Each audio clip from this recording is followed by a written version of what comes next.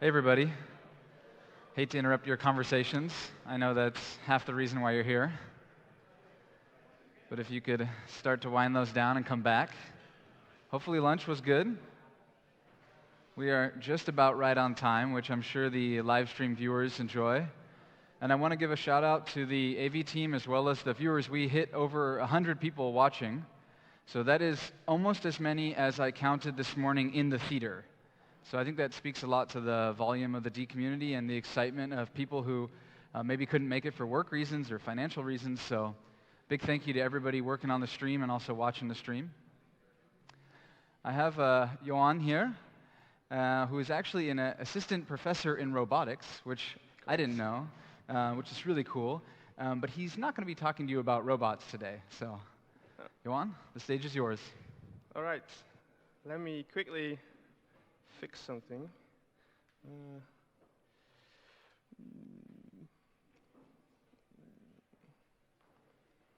Okay, whatever. Let's start. All right, sorry. Good afternoon. Hope you had a good lunch.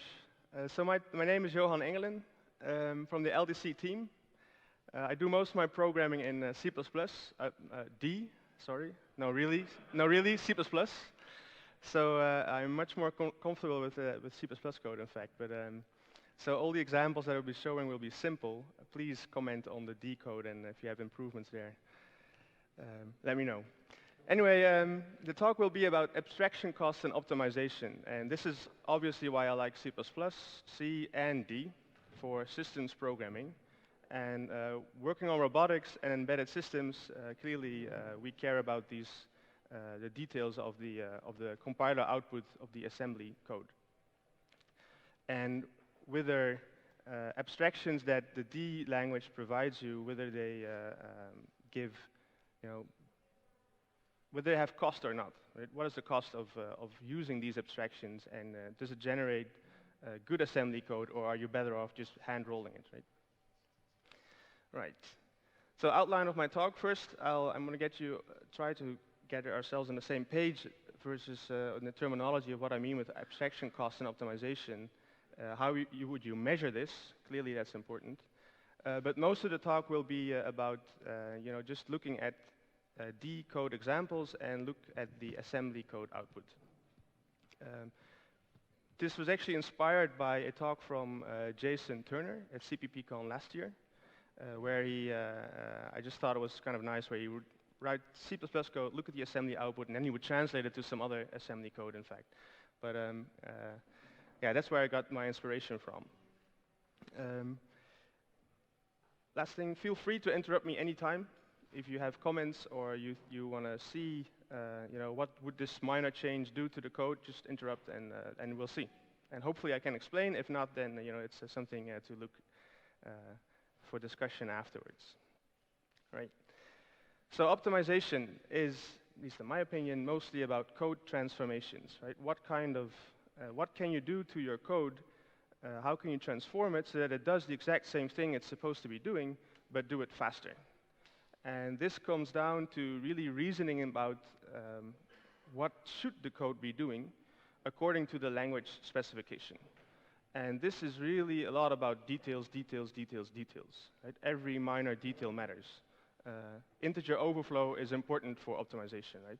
And because the optimization, this transformation that you're doing, has to be valid for all cases, right? For all kinds of, and especially the corner cases here are very important. Right? And so yeah, really, like, what does the language specification say? If it doesn't say anything,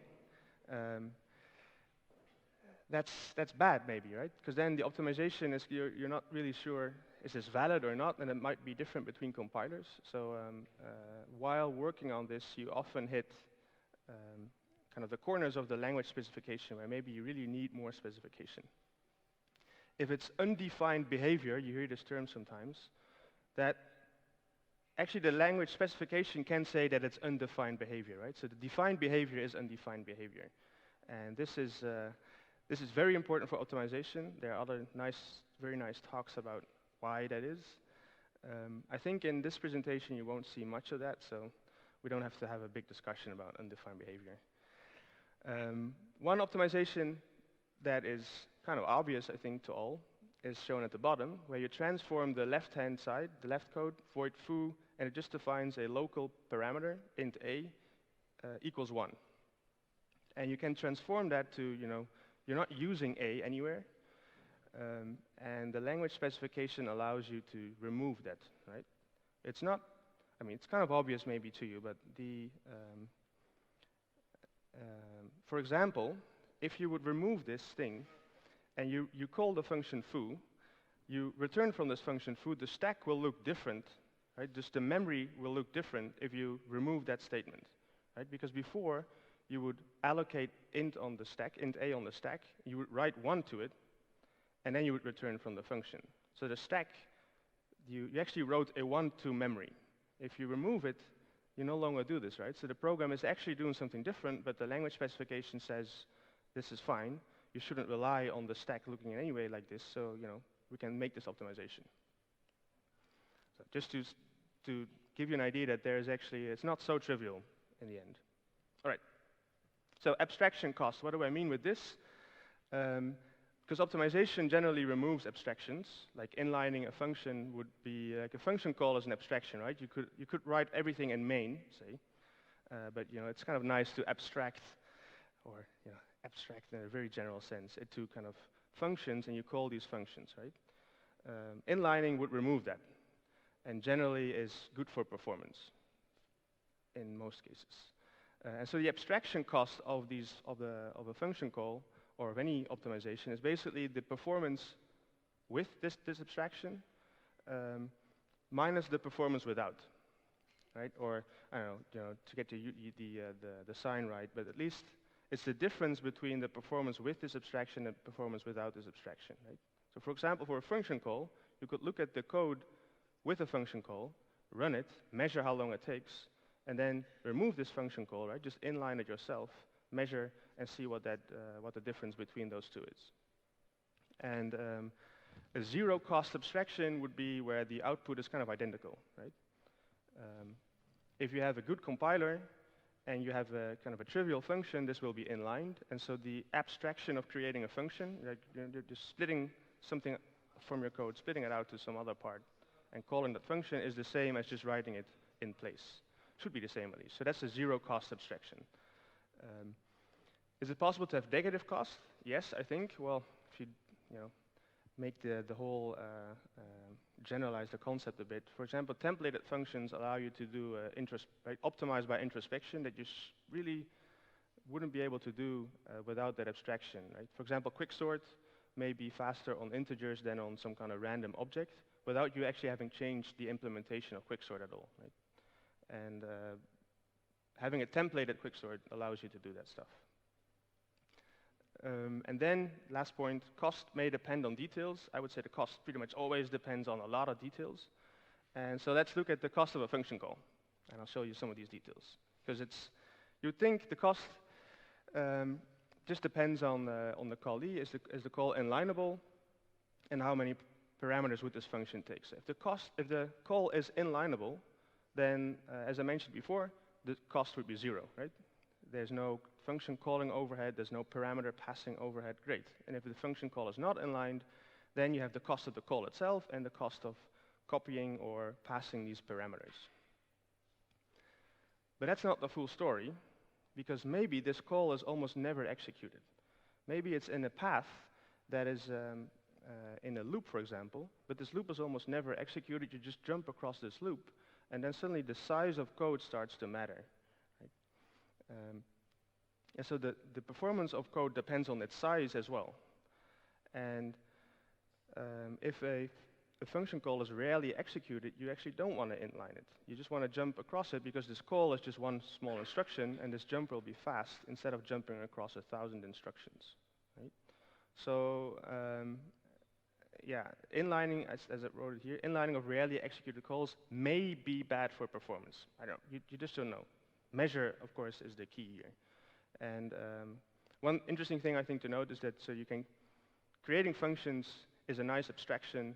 Maybe you think it makes your code slower in general because if it's not inlined. But actually, there's also an optimization that outlines code, right? Maybe you have a bunch of code in a rarely executed path, and you might outline that to a function. right? So this jump across it will be faster. All right. Something about compilers. We have a bunch of compilers: DMD, GDC, LDC, SDC, and a few others. I think in general, if you want compile time performance, you use DMD. Ah, sure, yeah. So you're saying about outlining code? Yeah. In effect, that already happens. If something is expected to be rare, you'll find that optimizers will move it out of line and jump to it and then jump back. I mean, it's not done as a function and a call, but it gets moved to the bottom often. Yeah, correct, exactly, yeah. Good point, thanks. And LDC will definitely do that. That's what I'm. So okay, for compile time performance, you have to go to DMD. I think that's everybody knows this. I think if you turn on optimizations, this can change. But if without optimizations turned on, it's super fast, right? But for runtime performance of code, you have to go to GDC, LDC, or SDC. I believe GDC has a slight edge over LDC. This talk will be about LDC, by the way. That wasn't clear yet. And I think GDC has a slight edge over LDC, and the reason is, I think one of the main reasons is that GDC can cross-module inline. Meaning if you call a function from Phobos, GDC will be able to inline that function because it has the source of Phobos, right? LDC will not do that. And really, it won't. This may come as a surprise, it won't. Except when you pass a flag, enable cross-module inlining. It's disabled by default because it may break compilation of your code. But we're working on this, and it's kind of a tricky problem.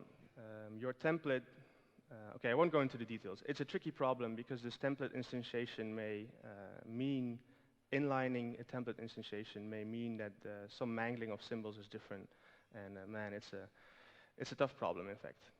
But most of Phobos is templatized anyway, and templates will be instantiated locally, so you get this inlining for free, unless the template was already provably instantiated in the module you're importing from, in which case we will not code-gen it anymore to save compilation time. Okay, so but if you use templates in general, you'll get this. And last point, which is I think the most important point, with link time optimization, cross-module inlining becomes automatic, trivial, across languages even, right? I'm not sure if you've seen my blog post about the about LTO, where you can write a function in C++ and call it from D, and it will just be inlined by the link time optimizer, right? Yeah, so you have two compilers, Clang and LDC. Both of them don't know each other's languages, but they do know their kind of output language, LLVM IR, and you can do inlining on that level, and it kind of fixes the whole problem. Okay, last point, be aware that performance of different Phobos versions may be different, right? The Phobos is changing, so comparing different compilers, you have to compare the same language or the same language version, the same Phobos version. On to measurement. Clearly this is important. Really the only golden standard, I guess, for something more or less performant is measuring.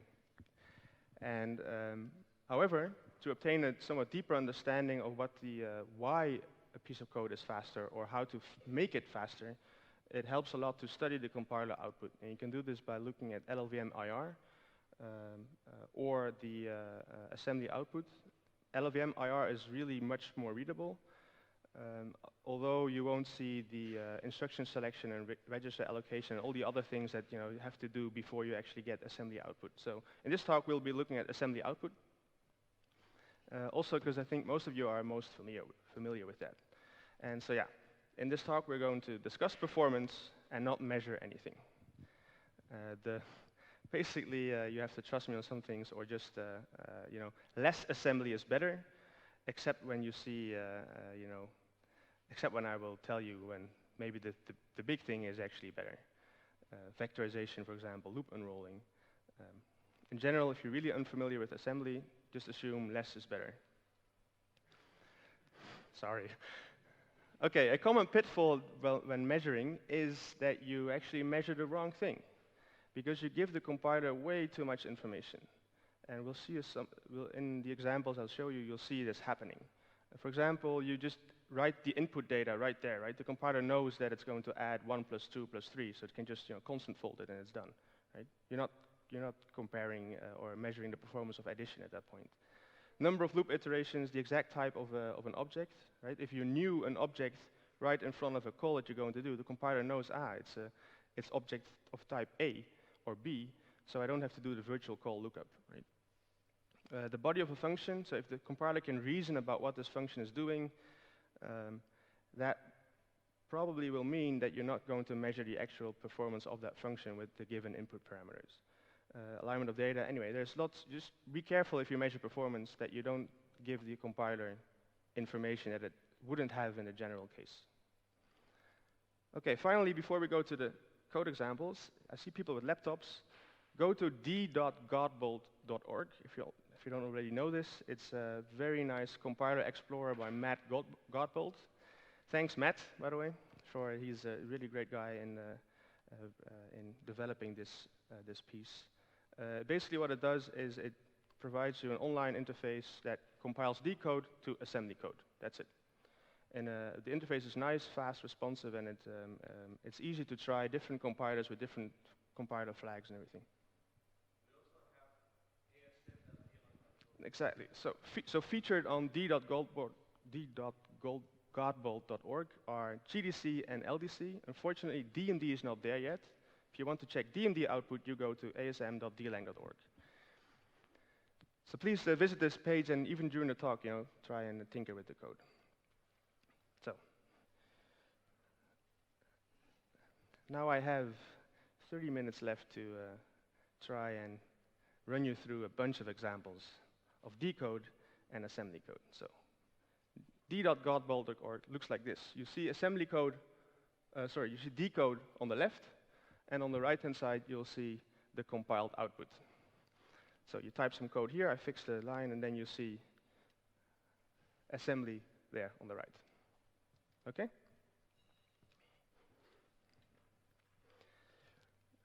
Okay, first question to the audience, just as a warm-up, I guess. What can be faster than inline assembly, right? You write assembly, so I know what I'm doing. What can be faster than inline assembly? I have a function here where, can you see the mouse pointer or not? It's kind of hard to see, huh? Yes. You can? Okay, fine. So we have a function here, increment, and it's just going to return I plus 1, right? Then I have my increment assembly thing, where I write inline assembly. I take the parameter, I add 1 to it, and I return that value. And then here, increment ASM naked, which would be a supposedly faster implementation.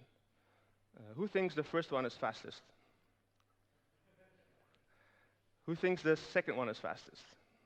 Who thinks the naked assembly one is fastest?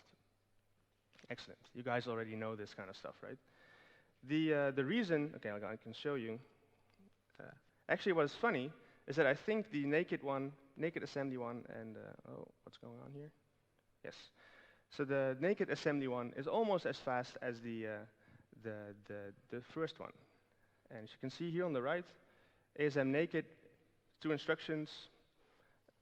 R version increase, just the D version has only 1 instruction here, right? Reads from memory. This looks like a read from memory on the right-hand side, but it's not. It's actually like tricking, using a CPU instruction in a way that it wasn't really intended for, I think. But it just does +1, right? The naked version, if you write naked ASM, if you write inline ASM without this naked stuff, it's really, it's a long function. It's this one on the right here, right? The reason is the compiler cannot reason about this piece of assembly code. It also cannot reason about the naked version of assembly code. So if you call this naked function, it will not be inlined. The compiler will not reason about it. It will assume it's the worst function it has ever seen, and so it's going to do all this, bookkeeping of storing its state, call the function in, and then restore that state afterwards. Okay, another way of doing this, because this is, of course, maybe you do want to write something that you cannot express in D code. You can write this kind of GDC style or GCC style assembly, written at the bottom here. And it doesn't look pretty, but it gets the job done. it does the same thing here, but this code will be inlineable. And then even the better one is using LLVM IR. If you really need it for addition, it's not really needed, right? But some instructions are there in LLVM IR that are not present in D. And this function will be kind of, as you can see, it creates the same code as the D code, and it's inlineable, and this will be very performant. Anyway, if you want performance, don't inline assembly. Really only use it for kind of this particular stuff that you need it for. Okay. So measuring performance, we have a function called foo, takes 3 parameters, 3 integers, sums them, and then returns it. And then I have here measure function call. It starts the timer, does a for each, does it 1,000,000 times, and stops the timer, prints the timer output. Who thinks this is actually measuring something, the performance of this function foo? Not many of you, huh? So let's see what it does. Actually here, now you see it as a lot of code, right? And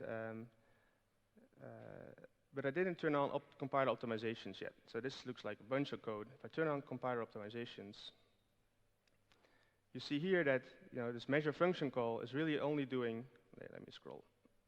Oh, this like that. It's calling start timer, calling stop timer. It does pop what? It doesn't call anything. It doesn't call foo, not even once. And it just prints a timer output, right? The compiler was too smart here. This you see very often in the forums. There's quite an easy fix for this, in fact.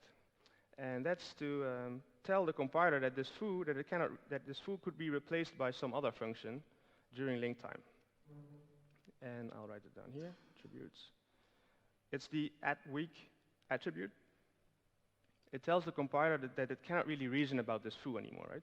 It's not allowed to reason about it. Could be replaced by anything else. And now we get this, this measure function call. We see a loop here. There's a jump here. You see the jump here. It goes to that label. So it loops, and in that loop it calls the function foo. Right? So this is kind of a quick trick to tell the compiler, don't reason about this function. Okay? More about loops. I have some loops here, F1, F2, and F3. Who thinks they're as fast? Who thinks the third one is the slowest?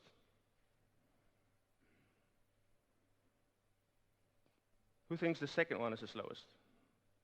Okay, you guys got undecided, right? Let's look at what the compiler says. In fact, they're all the same speed. By the way, it's calling the function foo, and maybe I should explain a bit better. It's calling a function foo, but it has no body, right? It's an external function, so the compiler cannot reason about it. And what it will do in the first case, so it knows the actual loop count, right? So it's just going to unroll the loop, call foo, a bunch of times, as you can see on the right here. Then for F2, it does the same thing, so it's as fast. For F3, it does the same thing, right? These are all as fast. Oh, we have here one with iota, with the range. Is that one as fast? Yes, it is, right?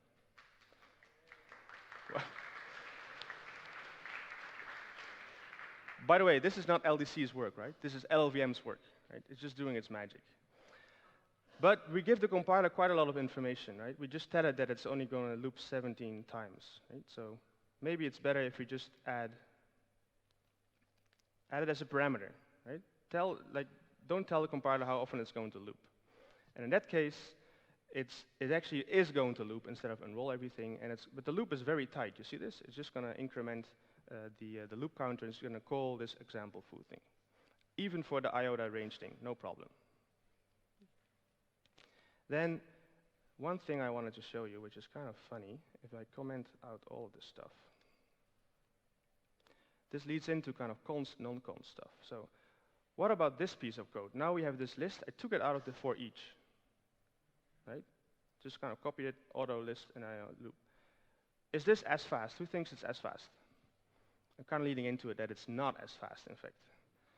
And the thing is that the compiler is just going to not understand this thing very well. It's going to allocate a new array here, store all these values, 1, 0, 1, 2, 3, in this array, and then it's going to loop over that array, reading from this array. It's not very fast. Would const change this? Who thinks const would change this? Sorry.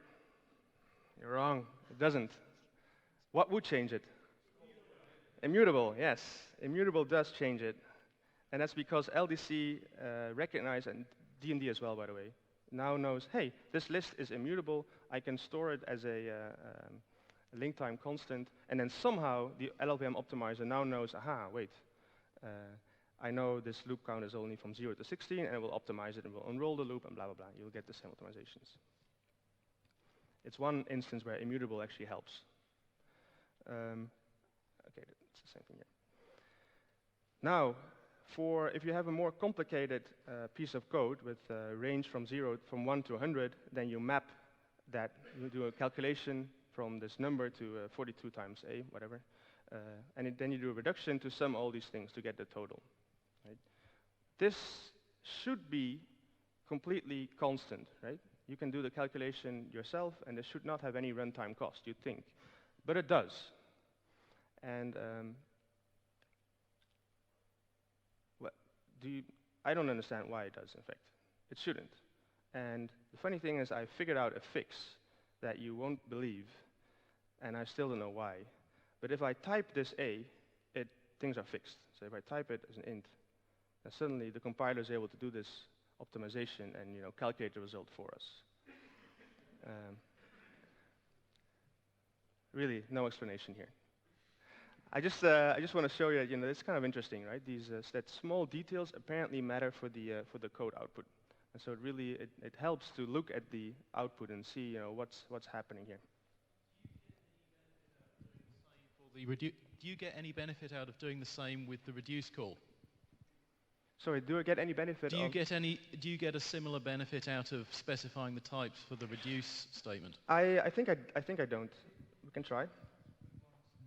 No, there's some change, huh? Yeah. I think you just have to do it once in the chain, and then the compiler can produce the actual function instead of producing a template instantiation, and LLVM can detect the template instantiation and inline it. And for some reason, it can't do that when you use the whole chain. Like, as soon as you put a type in there, your lambda is going to change from a template to an actual function literal. Okay. So actually, I mean, the lambda is typed, right? And in the code, there will be a lambda with actually instantiated with int. So, but let's take this offline. I think it's an interesting case where it's not obvious that this would actually mean anything, right? Would change the meaning at all. So, okay, next example about const. Let's move this for now. Const and immutable. Okay, so I have a piece of code here. Function foo takes a pointer to an a, then takes a pointer to a b, and then just calculates this local variable sum, loads from a, then writes to b, loads from a again, and returns that. Okay? You see this on the right. There are 3 instructions. First one is load from memory. That's loading from A, storing it in a local variable ex. Then it writes 1 to this other memory, this other pointer B, and then it loads again from pointer A. The reason is that writing to B may actually write to the same location as A, right? These things are aliased, may be aliased, right? The compiler doesn't know. Okay. Would this change if I add const? Who thinks it gets better with const? No, it doesn't. Right. Const doesn't mean anything in this context because const just means that foo cannot change through pointer A, cannot change the memory, but through pointer B it might change the same memory. Right? These pointers might still alias. So indeed, this doesn't change anything. Right? I can write immutable here, see what happens, and now it actually, you see, the first load is done, and then the second load here is optimized out. This is something I fixed yesterday because DMD did do this optimization, and I couldn't stand it. So maybe one thing to show here I think is nice, that the compiler can actually tell you a little bit about what it's doing in the optimization. If you click this button here, again this is in master. It's not yet in trunk, it's not released yet. If I write this code without immutable, I get a compiler message here saying missed load of type blah blah blah. It's not eliminated, this load, because the memory may have been clobbered by a store. This is LLVM speak for telling you that writing to B may actually have changed the value of A. Right? The compiler can give you some remarks about how you can optimize your code. All right. Ali, this is for you. I don't know where you are. Yesterday, during Walter's talk, you asked pass by pointer, pass by reference. So let's have a look. And unfortunately, the code is already, I didn't spoil it yet. So I have a function here by pointer. It takes an integer and then a pointer to an integer. For maybe, I don't know why you would want to do this, but just stick with me. And then it calculates a sum for I to n, and then if I is bigger than 0, it's going to load from C and then add to the sum. Okay. And then I do the same thing, it's the exact same code, but then instead of passing C by pointer, I pass it by reference. All right? Who thinks they're equivalent? So for the people that think it's not equivalent, why is it not equivalent? I know, you can shout it. It's a quick answer, please. You can actually, you don't have to obey pointer semantics. You can dereference the ref at the beginning of the function and store it back after the end. Yeah, so so indeed, the difference between a pointer and a reference is that the reference is guaranteed to be dereferenceable. Right? I can access memory through C without getting an error, right? It's not an invalid operation. If I pass C by pointer, pointer could be null, right? And so it's important that there's this check here, by the way. The difference is really in this check. Like this, if n would be 0, then I would never load through C, and so it would be valid to pass null pointer as C, right? Whereas in case in the by reference case, this cannot happen. And so indeed, the two are different. And it's a bunch of code you can see here, but what I want to, because the compiler does do some funny optimizations, it unrolls it and blah, blah, blah. But what I want to show is, where are we? Okay. So here we are in a function by pointer. And what it does is it loads inside the loop. It's unrolled it, but it does load from memory every time, right? It cannot take this load from C out of the loop, do it at the beginning, and just keep accessing the local variable. Whereas in the by reference case, it will. If you scroll down, you won't see any memory accesses in this loop. It actually was able to vectorize some of it, or so yeah, that's the important part. Okay, now I have this function here, foo. F. Let's call it foo. I like it better. Foo takes an integer, but I don't know anything about it, and then I'm just going to add it here. Plus, so foo of I, whatever. Let's see. Okay, would this change anything? Who thinks it would change anything? No? This changes everything. Because foo may write to memory, right? Who knows? You don't know anything about foo. Foo may write to memory where C is reading from, also if it's by reference, right? And so this basically puts these two functions on par, right? Again, it's the reasoning of what can the compiler assume, and it cannot assume anything about foo. And it therefore cannot assume anything about the value during this looping. So purity should hopefully change this, right? Unfortunately, I cannot show you, I think, but it doesn't. And this is something that it's let's say work in progress, yeah. But it's a good point. So what I want to also kind of inspire you to use this tool and go and check out, with my own piece of code, does it optimize, yes or no? Do I think it should be optimizable, right? Do I think this should, so with pure, I think the code should be optimizable, right? And then you look at the compiler output and you see, hey, it doesn't optimize it. Okay, file a bug report, right? File an enhancement request. Maybe we can optimize this, right? Let's try and improve the compiler. This may be as simple as in this case with immutable and const that I just showed. This was really a 4-line change in LDC. It's just tagging some attribute on the parameter. LLVM knows, or you can tell LLVM a lot of things about what it can and cannot assume.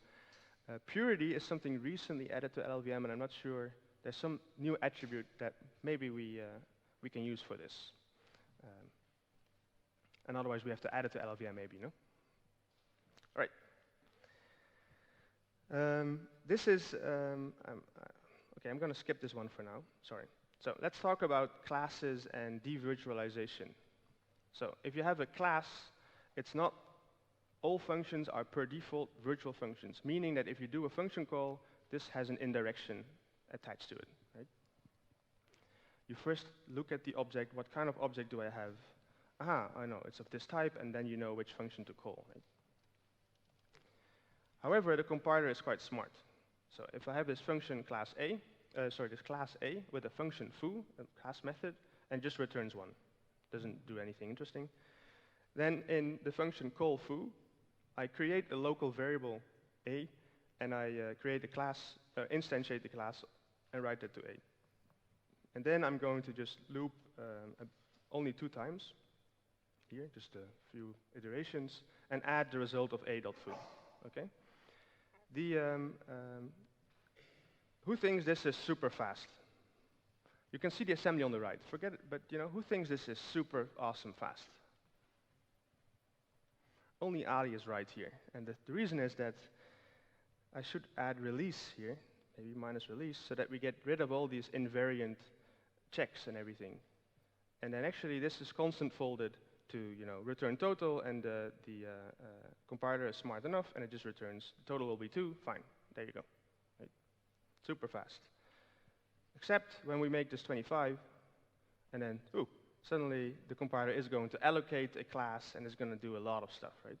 So there's a limit to how smart the compiler is. There's actually something else that is, if I have this function here, clobber, which is basically already kind of giving away what its purpose is. If I call this function here, clobber A, it's going to perhaps muck with the object, change the virtual pointer, the pointer to the v table, and you're no longer sure that A.foo really is the A.foo that you think it is, right? So it's no longer able to devirtualize. Ali. I see, sorry. Enters. Sorry, it's an undefined function that does something, right? Okay, this is really, it's an undefined function. It's hard to reason about this, right? But I wonder if the same is the case as this. Okay, here it still works. So if I call this class method, then I can call some methods without. Is there a way to tell LLVM that no, you can't change the v table in this? Yes. I'll get to that now. So if I make this 25 again, right? We'll see that it allocates a class and it does all these things, and then it unrolls the loop. But every time it's going to, so the first iteration it knows, I have to call A.foo. So it's a direct call.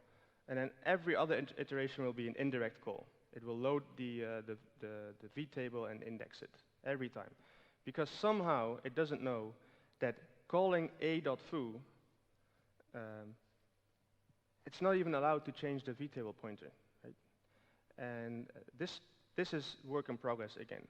And instead, I've seen a blog post for Clang that people are working on this, and it's quite a simple change. You can just tell the compiler, this v-table it's impossible to have changed. The language guarantees it cannot change, and so you can devirtualize all subsequent calls. The clobber example, what happens if you make clobber take it as an immutable? I think then I'm very sure this will still, well, let's see, but I'm... Not with 25, obviously, but with 2. Yeah, sorry, yeah, let's do that. Oh, there we go. Oh, it won't work, obviously, because, yeah, it's not convertible. Okay. It's kind of obvious, I guess, yeah. Yeah. Come to think of it. Really? Yeah, because you've allocated a mutable A, and then you're trying to implicitly convert it to a mutable. Yep. Exactly. So then, if we make it, because if it was getting an immutable one, then it could guarantee that it wasn't being changed. Yeah, exactly. I'm just trying to figure out if we can quickly change this piece to kind of make it work. That would have to be a mutable. Yes. Okay, let's do it. Okay, whatever. No, sorry. Let's do it yourself. Someone in the audience, figure out how to quickly type this. But anyway, I think we are not smart enough to actually do that.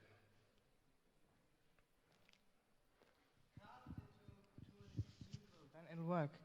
if you cast it to an immutable, then yeah, but it should okay, work. Okay, I will obey. I hope.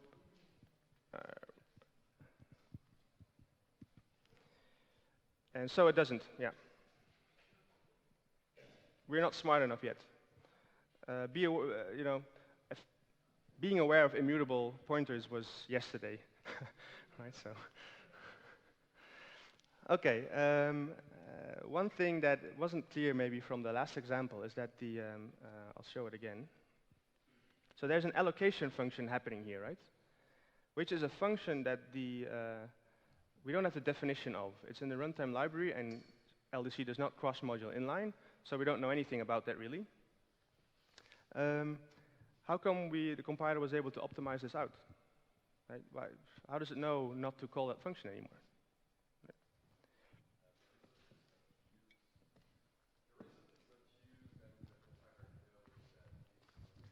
Exactly. So he says that the reason is that the compiler knows about this function and knows that knows its effects and knows that it can optimize this call out, right? Which is correct, indeed. In LDC, we tell LLVM, we know what this function is doing. There's actually a pass called simplify d-runtime calls where we recognize allocation functions and know, this guy has no other side effect other than allocating memory, and it's okay to remove it. I guess that's kind of a language spec thing, right? If you run out of memory and you would try and allocate, you would the program would stop, right? If you remove this call, the program would suddenly behave different, but that's allowed. So yeah, we recognize this function dalloc class, and we recognize more functions. Specifically, maybe I gave it away already. Let's do it like this. Okay. So. Let's move back a few compilers. LDC 1.1. If we do a comparison between two static arrays, A and B, we just compare them and return a result. Right? The compiler will generate this code on the right. It's quite a lot. And it will call a d-runtime function called, it's an array equals function. Right? Are these guys equal? Inside this function, there will be a memcomp for this particular type. And then we thought, can we do better? Right? Because having this function call, and actually GDC does better. GDC automatically calls memcomp, and I think it's because it inlines it's able to cross-module inline this function, right? So then we get 1.2.0, where we indeed now optimize this automatically to a memcomp call. What is cool about this? Okay, this is kind of it's faster a little bit. You save one function call. Okay, great. What is cool is that LLVM actually understands what memcomp does. And so in this case, where the array is size 40, it will just call memcomp because it knows it's faster. If the array is of size 4 only, it knows, hey, wait a minute, a 4-byte array is kind of, it's only 32 bits. So this fits in the register. It's passed to the function in the register. I don't have to call memcomp. I can just, call or compare the things that are passed to me, right, on the stack. Right? This is very powerful, right, this kind of stuff. That LLVM understands memcomp is really powerful because it allows many other optimizations. Downside of this is if you define your own memcomp with a funny side effect, we are going to generate bad code maybe, right? Because you didn't expect that to happen. This, by the way, also works if you have a dynamic array and a static array. It's just going to compare the sizes first and then do the memcomp, or in this case, optimizes that out. I can show it here, I think. So right at the start, it does first, is the size of the static array, or if the size of the dynamic array is at 40, then continue. If it's not 40, then they're not equal anyway, so you can already bail out early. All right. Delegates. Let's look at delegates. Okay, let's just change the topic here. This is actually a piece of code from this industrial code from Wicca. I hope they don't mind that I stole this kind of very small fragment, where they have a piece of @save code here, and this @save thing has to do something to a struct, write to a struct, but the struct has a line 1. Like these things are closely packed. And so you're basically writing to a pointer here that is misaligned, right? This thing that Walter mentioned yesterday. So this is not @save code, right? It's @trusted code or @system code. So we have foo trusted here, and it's very fast, or at least it's only one instruction, so that's cool. just write to memory, done. What is cool, I think, is you can also do this with an add-trusted lambda inside an add-save function. And of course, this is kind of a trivial example where you can just mark the whole function add-trusted, but this can be kind of helpful inside a bigger add-save function where you need a small escape hatch. And this escape hatch, just this funny lambda, will not cost you anything, right? It's all inlined, optimized out. There's nothing. They are identical, right? Zero cost abstraction here. So this delegate is not slow. Okay, let's look at some other delegates. I have the function here, add, takes 2 integers, and then in a loop, it adds it calls this function. Then in another loop, I loop over a lambda. So I create a lambda here that does addition, and it takes the function parameter here, like a local variable, it put it into the lambda. It's a little bit more complicated than just a simple function. And I sum that. Who thinks they are equivalent? Who thinks they are equivalent, that the code generator will be as fast, will be the same? You're not sure? It is the same. So this kind of stuff will generate the same code. Note, by the way, that I added add weak here just so that the compiler cannot do any of its crazy tricks, right? So here we expect to see a loop where it calls add. There we go. So here we have a loop where it calls add. This is the case for full loop. And then for with the lambda, it's not going to call the lambda first and then call add. It's just going to call add directly. Okay?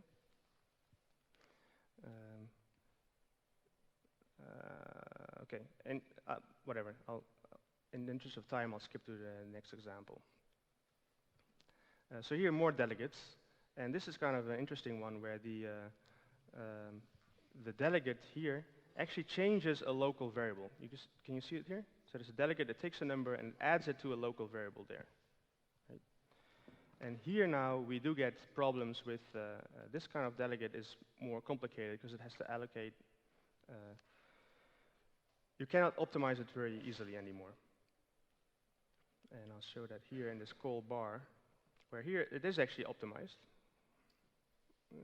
interestingly enough. Right, so even if I call a function here that is not kind of analyzable, I think if I do this, probably will work.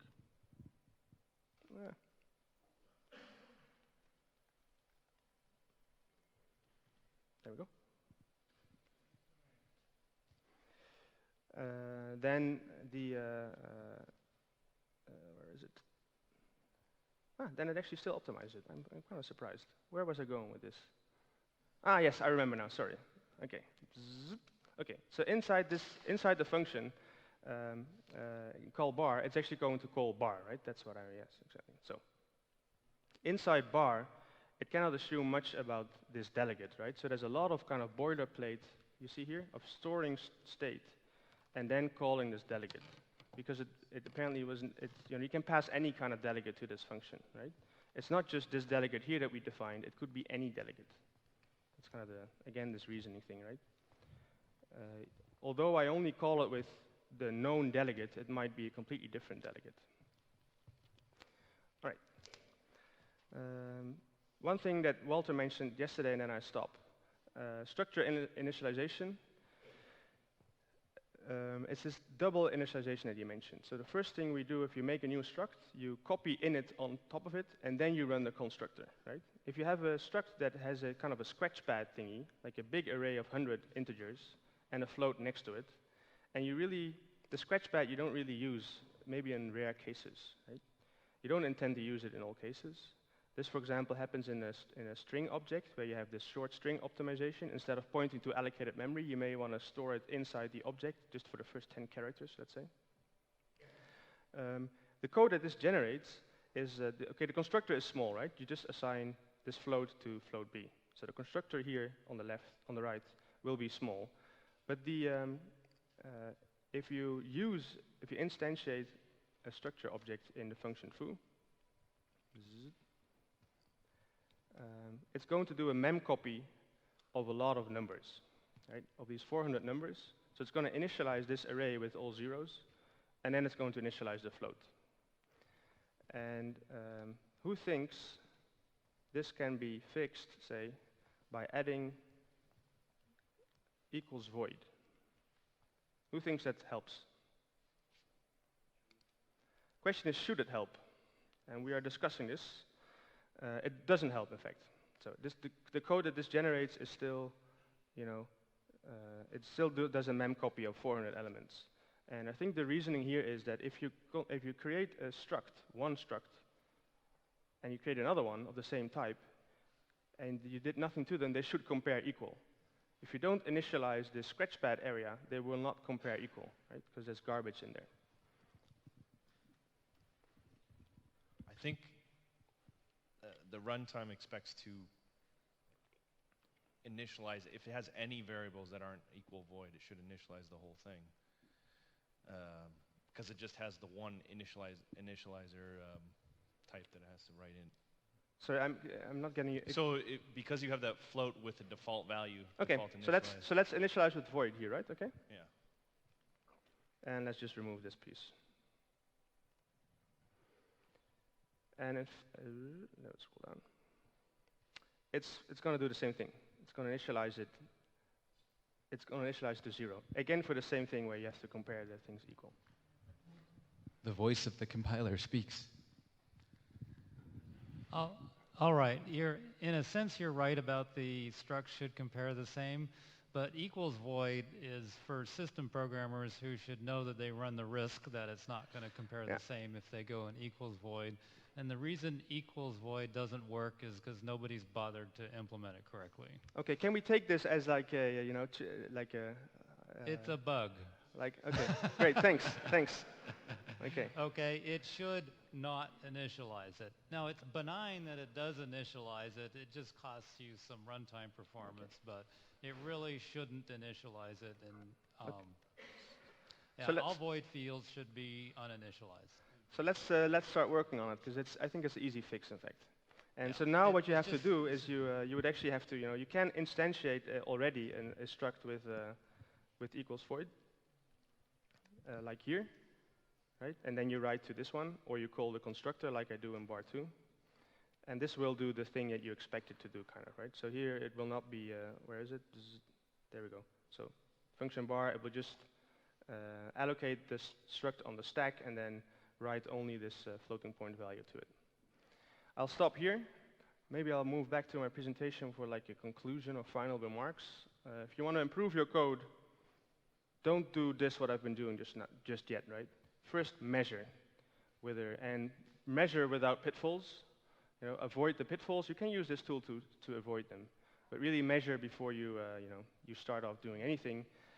But analyzing the compiler output can be really helpful in knowing what to change. And there is a lot of improvement, a lot of room for improvements. Like devirtualization can be improved. Memory allocations, telling the compiler about which memory allocations are optimizable or not. Cross-module inlining or LTO. Maybe you were already done there. Pure, no throw, immutable. There are chances there to be had. Thank you. Do you have?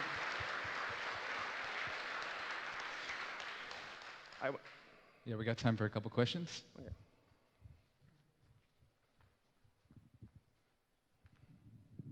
Yeah, I really want to compliment you on showing the assembly code. And it's been my experience that if you do not look at the assembly code of what the compiler is doing and you try to optimize it, basically you're a beta programmer. If you want to be an alpha programmer, if you want to really make it work, you have to get comfortable with looking at what code is being generated by the compiler, because that's the only way that you're going to move into the top level of performance. And thank you for pointing that out. That's the right way to do it.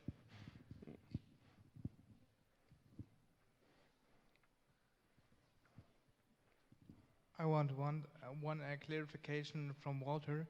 Is this an approval of if any member of a struct is void, we are allowed to skip every initialization?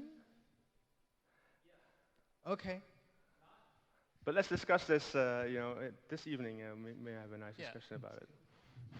Affirmative. Excellent. Any other questions? Yeah. Maybe. Hello. So a quick question. I'm curious about LDC options. What does better C do here? Right, I didn't tell you anything about that, huh? So the reason I use it is kind of to declobber the output. Better C does not generate module constructors and destructors, for example. And so if I remove, okay, let's, can I move to an empty? Okay, so if I have here void foo,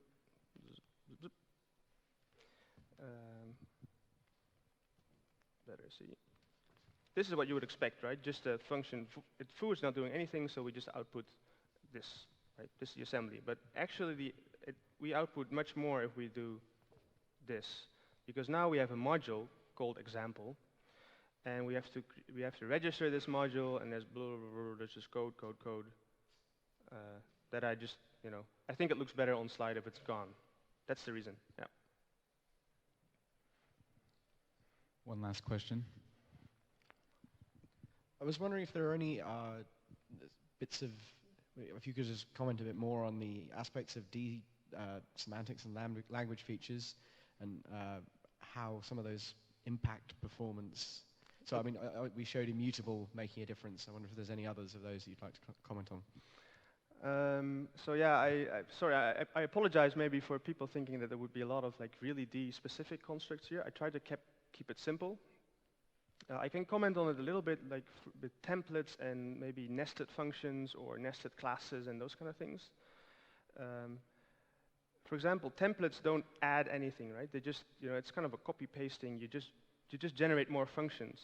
So they will not make your code slower. In general, I think they make your code faster. Nested functions is kind of similar as long as they don't access local state, right? It's just a function that you privatized.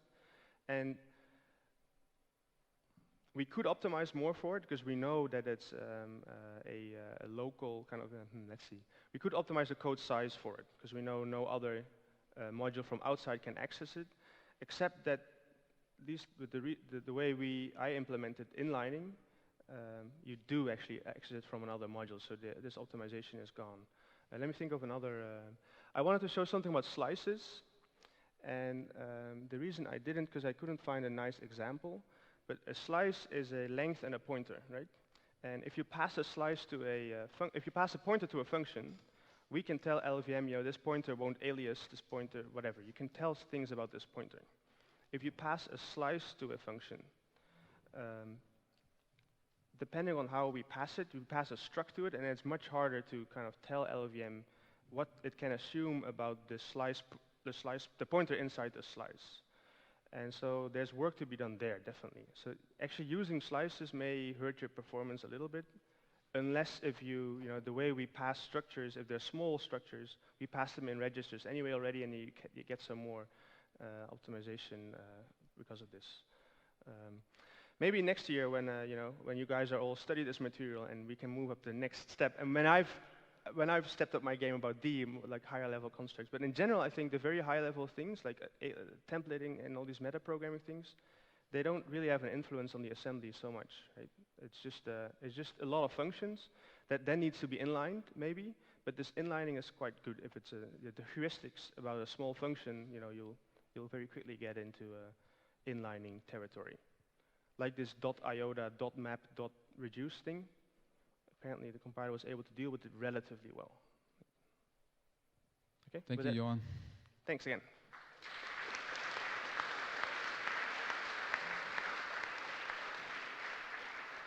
As usual, take a short break and then meet back here.